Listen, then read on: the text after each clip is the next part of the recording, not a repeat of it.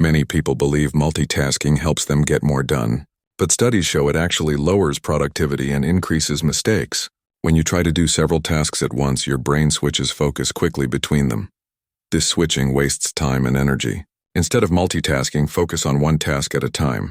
This is called single tasking. Single tasking allows you to give full attention to the task, improving the quality of your work and finishing faster.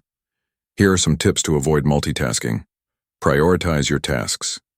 Make a list of what needs to be done and start with the most important one.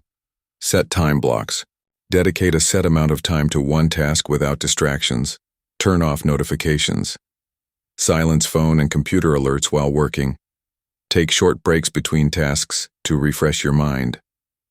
Use a timer to stay focused on one task for a specific period. By avoiding multitasking, you reduce stress and improve your efficiency. Remember, focusing on one thing at a time helps you do it better and faster. Try this approach today and notice the difference in your productivity.